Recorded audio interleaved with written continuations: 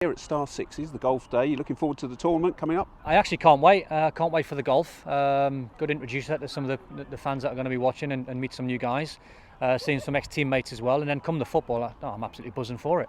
England, Scotland, the big one. Amazing. Can't wait for that one. We'll get a taste of how England are going to line up in the game before, so we'll get a little watch of them against Spain. We've got a tough group, Mexico in there, Spain, but England are looking strong. You know, from back to front, they've got some real good players. And apart from yourself, also some amazing names there. Well, yeah, I mean, you look around and you look at the England squad with Rio Ferdinand and Michael Owen and Steven Gerrard, amazing, Danny Murphy, David James, you know, going across some of the other teams, Carlos Puyol and Del Piero, you know, Robert Pires, some magnificent names, and the standard's going to be really high. What's Scotland's chances? I think we've got a good chance because we're honest. You know, we'll work hard, we'll try and get the ball down and play. You know, it's a new format to us, like everyone else, so we've got players that can handle the ball, we've got people that are fit. You know, I'm quite fit, do the gym 3 or 4 times a week. I know I've looked at Rio's Instagram and he's in there 7 days a week, so he's flying.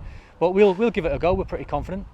Now on to football matters. Wayne Rooney, just gone back to your old club Everton. How big is that for Wayne and how big is it for Everton? I think it's great for Wayne. I think he'll get his juices flowing. I think he wasn't in a good headspace, I don't think, last year.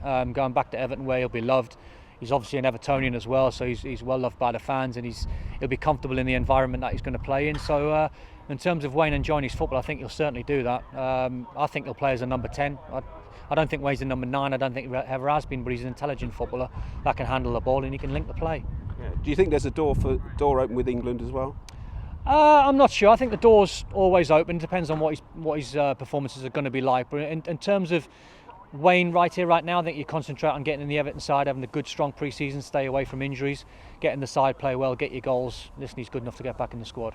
And going the other way, Romelu yeah. Lukaku. Yeah, I think it's a good deal for both parties, to be honest. I think £90 million is the figure that's been banded around, which is an unbelievable amount of money. People, you know, throw away these figures like they're confetti and it's like millions here, millions there, but that's an awful amount of money. Everton have obviously lost his goals, but they're trying to replace that. David Klassen's a very, very good signing. Wayne Rooney will get his goals and they'll hope for more goals from the youngsters. From Rom's point of view, I think going to a club like Manchester United, he couldn't really turn them down, and I'm confident he'll get goals for them. I think he fits them really good. Yeah, because for United, that's guaranteed Premier League goals, isn't it? He's a proven. Yeah, listen, he's still got a way to go in terms of being the finished article. I don't think he's, when I say finished article, I mean, you know, his first touch has never been that sort of clever in terms of his link play. If you're playing in midfield, can you bounce little clever 1-2s off him? I don't think that's his game, but in terms of being physically strong and powerful and bullying centre halves, he can certainly do that. And his numbers over the last 3 or 4 years have proved that he can score Premier League goals. And another of your former clubs, West Ham, looking at Joe Hart. Do you think that'd be a good move for him? I think very good. Listen, West Ham are having a quiet window. I think they need to get something going. They need to get one marquee signing through the door just to give the fans a lift, give the dressing room a lift. They're away on international pre-season duty at the moment, so it'll give the players that are training hard a lift as well. And yeah, I think it'll be a very good signing. He's still a top-class goalkeeper. And some of the other signings, Lacazette at Arsenal, do you see him very good, fitting in quickly? Very good. I saw a lot of Lacazette over the years. I do a lot of European work for BT, and I saw the way he plays in terms of being a speed merchant and getting around the backs of centre halves is non-quicker. Probably only Aubameyang probably quicker in world football. So he's going to be a real find for Arsenal. All right, it's a lot of money, but in terms of getting goals, I think he comfortably gets in and around 20 goals next season for them. And just quickly, in the Premier League, you've now got 6 teams established there. But you've got Everton joining them with signing.